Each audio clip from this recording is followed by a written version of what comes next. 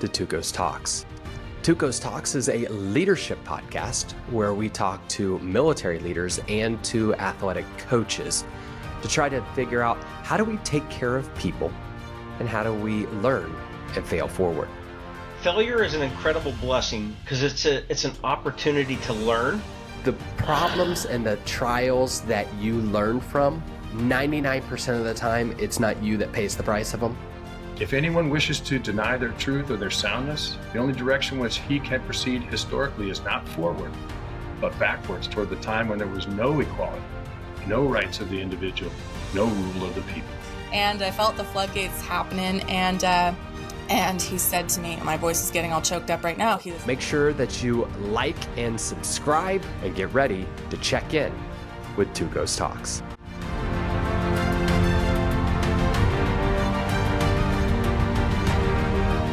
Welcome to this episode of TU0's Talks, where we explore the intersection of sports, business, and personal growth. Today, I'm excited to sit down with my friend, Pat Poole, who had an incredible journey from football to rugby. In our conversation, Pat shares the lessons he learned in sports, things like trust, communication, and teamwork, apply just as much in the workplace as they did on the field. We'll dive into the challenges of building successful teams, why humility is such a crucial part of leadership, and how being a great teammate sometimes means setting others up for success. Pat also reflects on the invaluable guidance he received from his coaches over the years and how genuine relationships have helped shape both his personal and professional life. Whether you're looking to lead in business, sports, or just become a better version of yourself, this conversation is packed with insights that can help you grow. Hello and welcome to TU0's Talks. Today is going to be a lot of fun. So we always are bringing on experts in career field, and today I get to bring on a friend just to have conversations. And we used to have these conversations on the sideline watching our kids play lacrosse. And so today you get to join us in that conversation, and we work for it. So Pat, you want to say hello? Hey, thank you for having me, Chris. Really appreciate this. It's an honor, and I'm humbled to be here. Oh, well, I'm excited. I know it's going to be a lot of fun. Although we went to rival colleges, we will still put that aside and talk through it. So Pat went to Jacksonville State and I went to Stanford, and I still remember some of those games, but they were a lot of fun. Real quick, why don't you do an introduction and tell us who you are? Sure. So my name is Patrick Poole. I was born in Memphis, Tennessee. Moved to Mobile, Alabama when I was 4 years old, and that is where I grew up. I graduated from a small private school, Mobile Christian. We were in the Alabama Independent School Association at that time frame. Ended up going 13-0 my senior year, won a state championship there, and that was fantastic. Left Mobile Christian to go to Jacksonville State University, as you alluded to earlier, and wanted to play football there, and ended up not playing football. I ended up playing a different sport and had the opportunity to enjoy something unique and different that I had no clue about.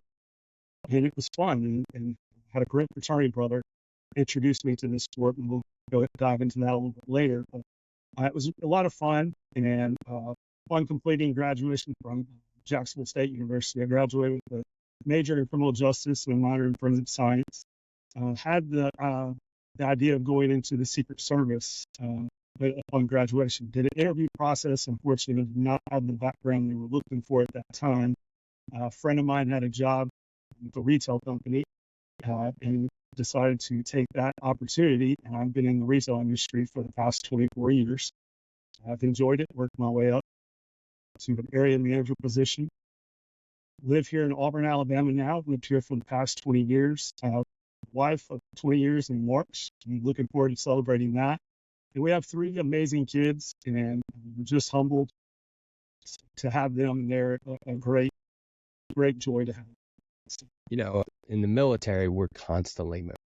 And I can list a group of families that we consider good friends and people that we can spend time with. We can list that on one hand. And the Pooles are definitely one of those families. Just have a fantastic family, great kid. Landon's just awesome, and boys enjoy doing sports with him. And so definitely appreciate your friendship. And today I get to tap into your expertise. And so that's going to be good.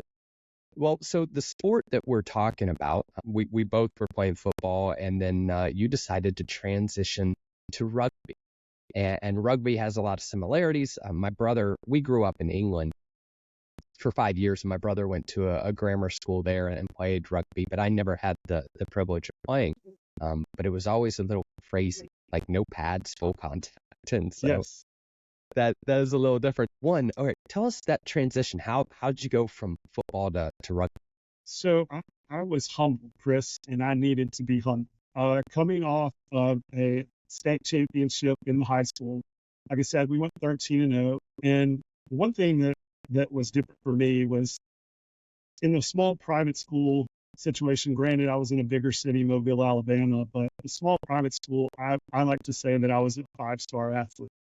Had I been in the public school system, probably a 2-star. And so it was a big change. And so when I tried to go out for the football team at Jacksonville State, I was told, no, we're good. We do not need you. And it's what I needed. I needed to be humble. I was coming out of high school cocky, and I needed that humility, and I still need it today. It's not that I think we all need it. And it was one of those things that hit me hard because I was young and just thought I had all the tools and the resources, and I thought I was everything. And I found out, hey, no, you're missing some key elements here that we need for this football team. And I happen to have a fraternity brother, Kurt Pell. His dad was Charlie Pell, who was the head coach down at University of Florida. And he knew I was a decent athlete and asked me if I would come out for a practice. And that was a Thursday night practice for rugby. I had absolutely no clue what to do. No rules, just didn't know anything about it. Next thing I know, that Saturday, I'm playing in a game against Emory, and I ended up scoring, had a great time. It was very physical, but the big things that I took away from there were trust and communication. I had no clue what I was doing, and so I was having to trust my other teammates and listen to them, to their communication, how to do what I need to do on the field and take that and roll with it. I actually think I performed better in my first year by listening and trusting my teammates more than I did my second year when I thought I was learning the game. And there was so much more that I could compare the two. And I felt like I did better in my first year because I was trusting and relying on my teammates more than I was on myself. Yeah, I mean, that's good. And I think both of those are huge transfers into the workplace, right? And so when we go and just stopping and listening, communicating, the humility, I think, is a lot to do with being able to listen and be able to work through that.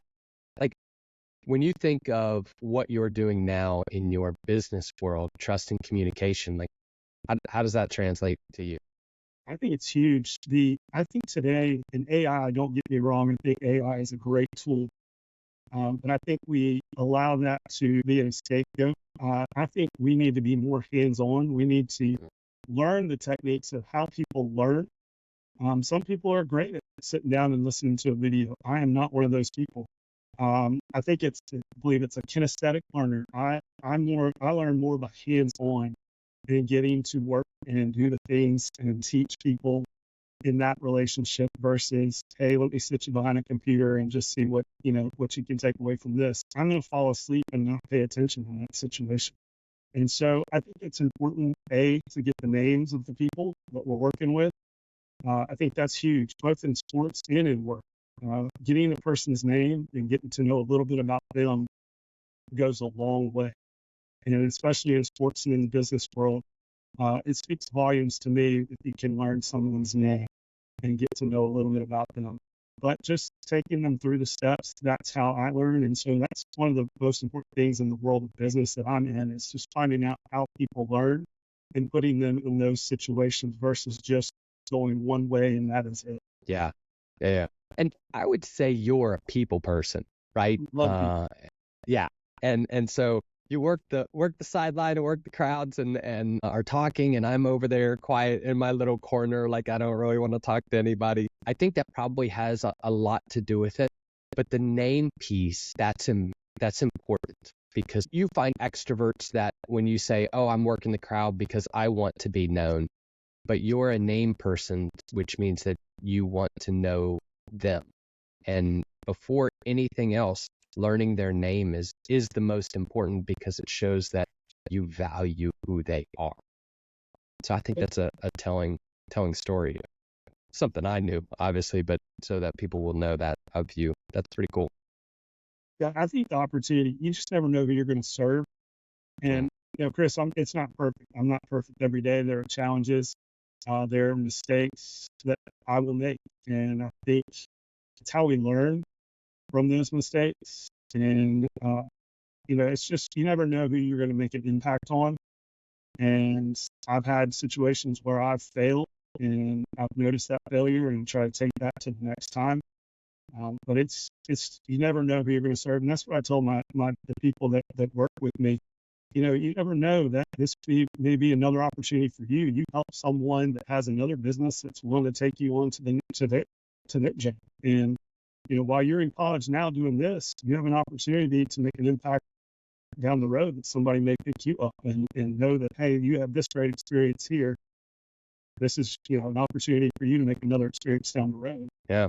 And I love that. I had a boss one time that said, he's like, you don't know who you're getting in through the doors. And so I was commander in a TAC unit, and you didn't know who was going to be a bronze star with Valor Win. You didn't know who was going to be a silver star. You didn't know who was going to give their life to save others or to serve this country.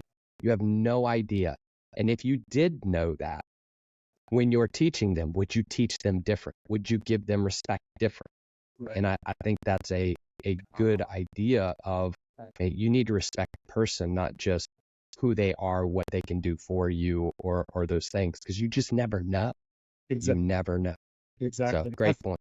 A lot of times, you think the janitor, we kind of look down in society and, oh, this person's a janitor. Absolutely not. If you don't have that person in that role, you have a mess. You have a mess. And you treat the janitor just like you treat the president of the company, and vice versa. And so that speaks volumes to me. And I love the humility, and that's where I learned this from so long ago, is that I can't be afraid to clean the bathrooms, sweep the floor, and showcase that to my employees to say, hey, nobody's above us. And so that's one of the things that I strive for with that company and my business. Yeah, no, 100%. And, I had a buddy who worked in the Denver Broncos organization when Peyton Manning was there. And he's like, he knew everyone's name. Like, it didn't matter who you were, especially if you weren't part of the corporate staff, but you were like parking. He knew your name. He remembered walking through, and Peyton asked the guy how his kid did in football. And his kid's like in 6th grade. And he was like, do you know him? Does he play? He's like, no, I just told him one time.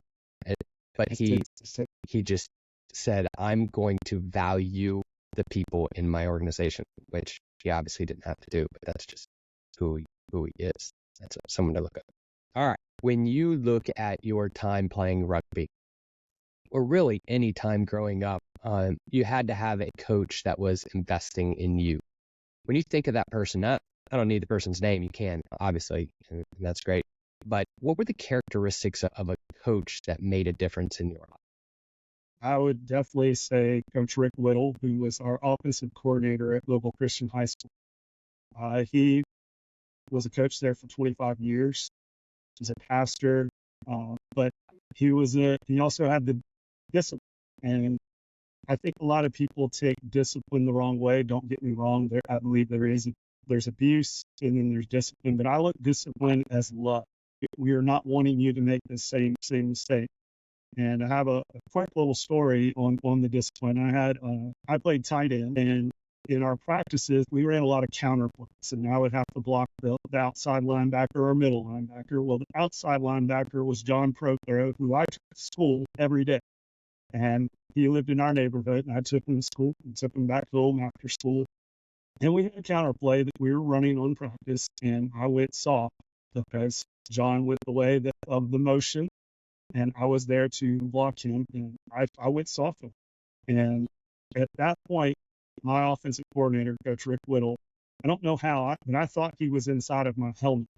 And I thought he was in there with me. And I was like, how did this happen? How are you in here? But, he was letting me know that, hey, this is not what you do in practice. If you do this now, you're going to do this in the game. That's not something I want you to do. And I think a lot of people and a lot of young athletes in this day and age, they look at that and they get scared. They get nervous, and they this person doesn't like me. This person doesn't respect me. And I don't think that's the case in a lot of these situations. It's these coaches, they actually care about you, and they don't want you to make this mistake, and they're looking out for you. And so that was one of the things that I took away from Coach Rick Whittle. He was a disciplinarian, but he also loved you. And he was there to correct that situation and let you know, hey, you are special. You are a great person, Patrick, but I can't have you taking it in this situation here. I need you to be doing this in practice, and so I know that you'll do it in the game time. And he always had a plan A and a plan B and a plan C for our blocking assignments. And plan A, that didn't work out, you go to plan B.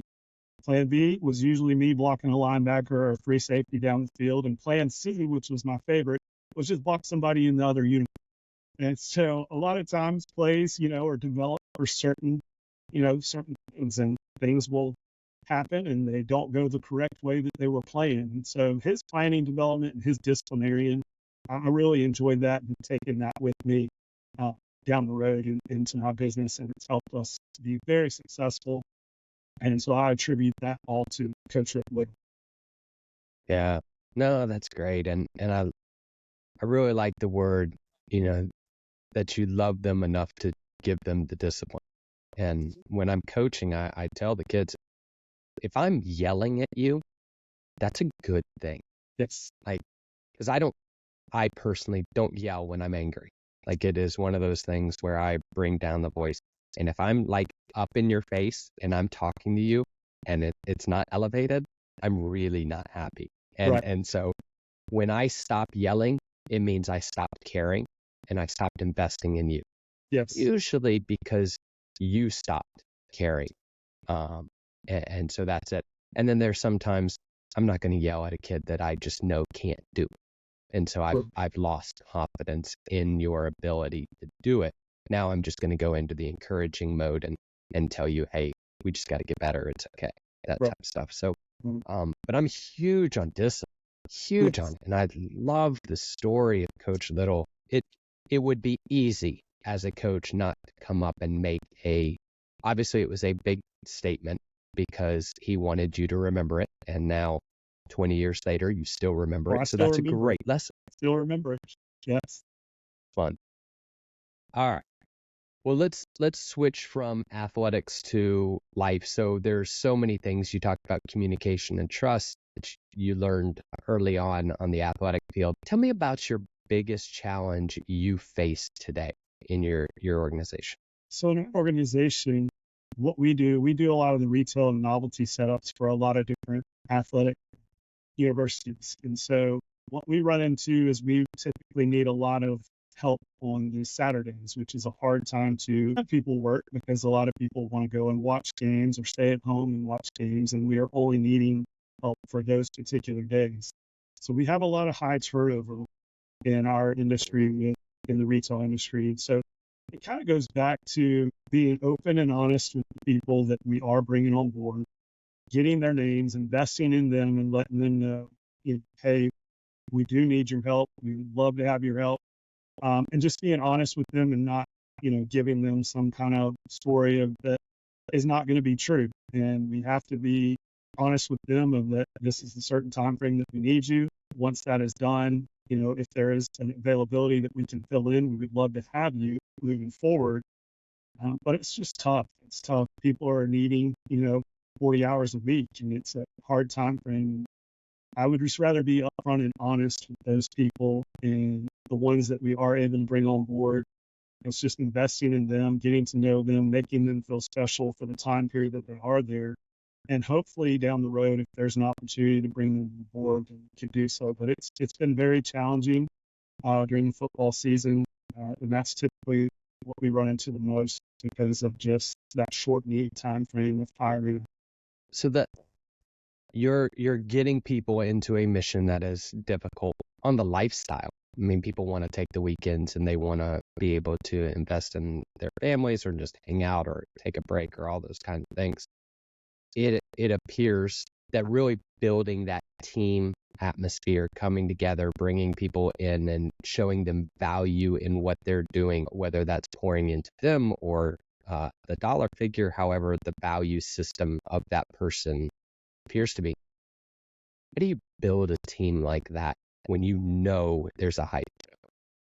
It's very similar to my experience in rugby. I came on quick, had to learn the game quick. We're having to train these people extremely quickly within a two-day time frame to be prepared to work on that Saturday.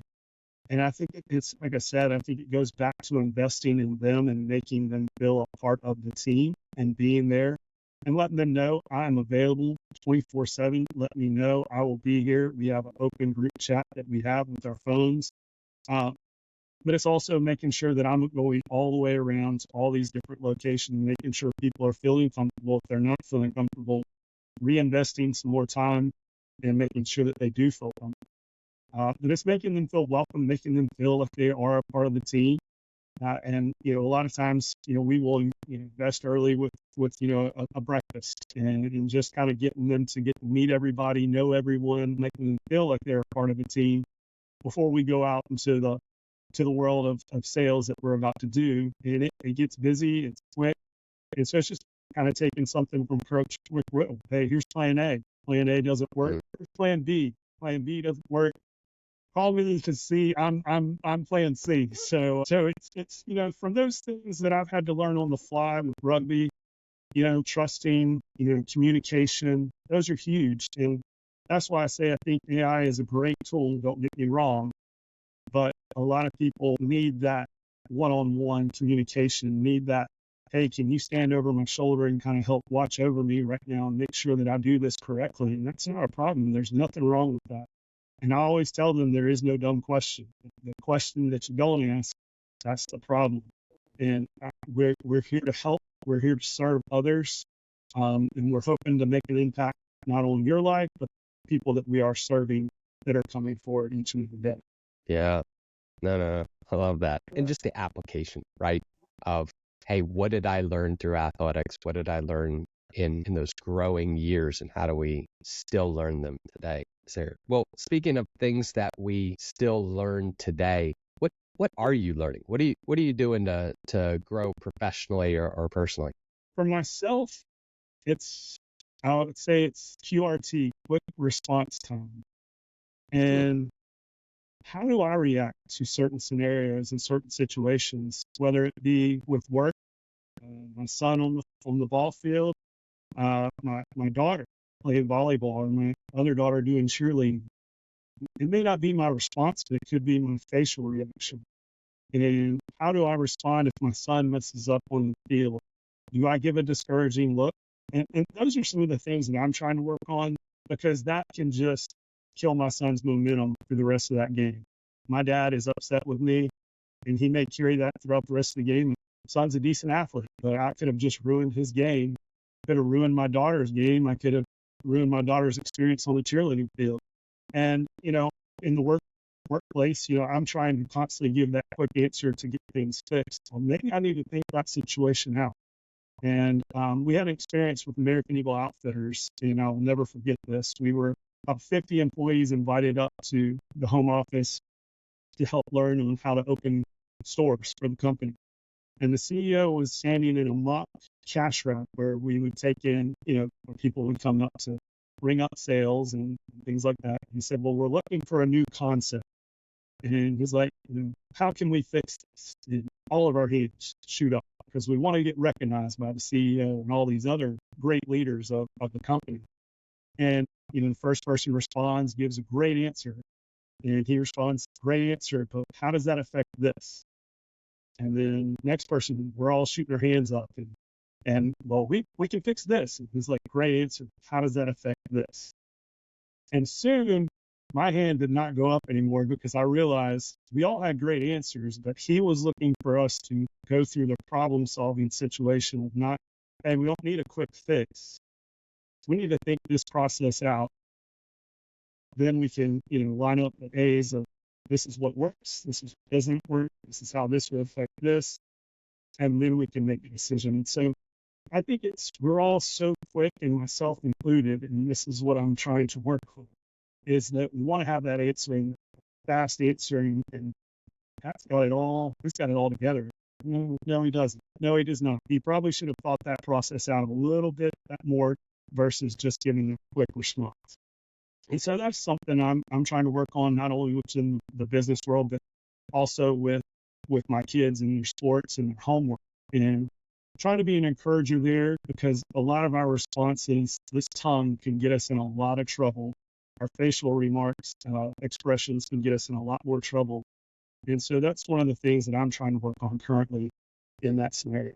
No, that's fantastic. And slowing down and analyzing situation, there are times definitely to just try to knock things out. But I love American Eagle CEO telling them to be patient. You were telling the story and my mind's always running. Sure. And it went back to do you remember when Muschamp was at Auburn? I did. And we had his son, Jackson, actually playing for us his freshman year at Scott. Did you? Okay. So he was the one that was playing lacrosse with Elijah. And Coach came out to watch a game one time. And I'll never forget this. He comes and takes a seat. He sits down and he has his sunglasses on and his arms are folded. And he's sitting in the chair and he doesn't say a word. He doesn't move. There's no expression on his face. Right. And he was an incredible athlete.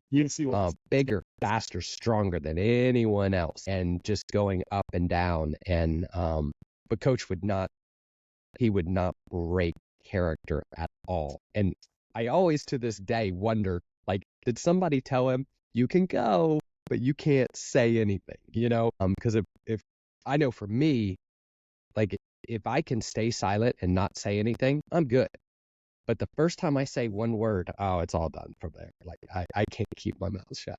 So I wonder if he was like that and I watched that. But I think also, you're smart just to sit and observe and don't be emotionally talking or feel like you have to talk, but sitting and just learn. Yes. Yeah, that's very true. I only have one experience with that, and he was sitting in the stands high up very top. And it was the same situation, no emotion. But yes, but Jackson was an incredible athlete. I believe he's at the University of Georgia now. But a great athlete, great person, great family. And I would say he was also a disciplinarian. Yes, very much so.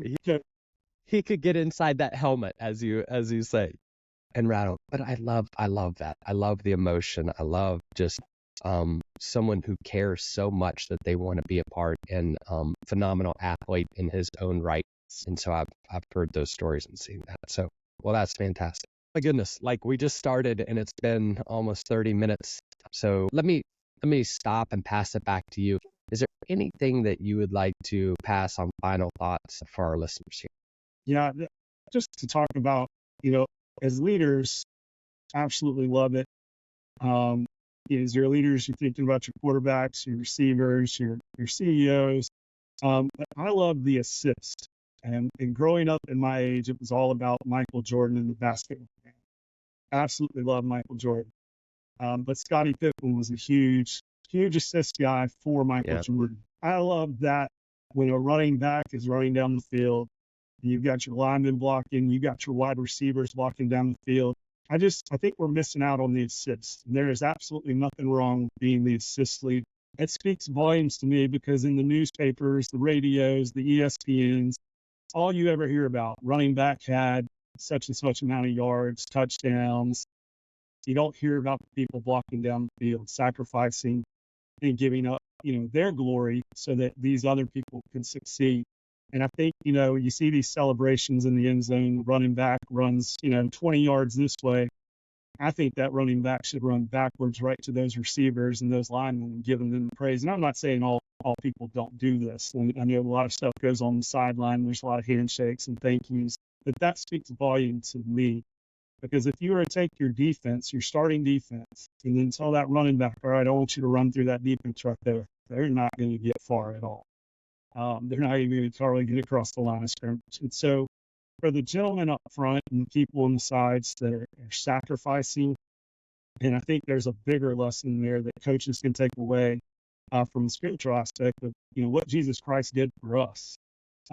Sacrificing his son on the cross to die for our sins. Obviously, the linemen are not sacrificing their lives for that in that situation, but they are. You can mend those two together, and it's just, I think it speaks volumes. I think you do the opposite with the defense. Hey, let's take an entire offense and all right, free safety that thinks he's all that. All right, go tackle that guy back there with the ball that has 2 guys in front of him blocking. So I think it just speaks volume that these other people, those defensive tackles that are willing to take on these linemen, so linebackers and free safeties can run through the gaps to make these tackles. And so I just hope, the assist and just creating that team environment, because, we're getting too, in my opinion, excited about this NIL. I think we're trying to individualize this a little too much. And it was a play, we were discussing earlier. Your son Jackson takes the handoff, breaks it out a little bit to the left. Looks like there was maybe a missed block there. It's okay.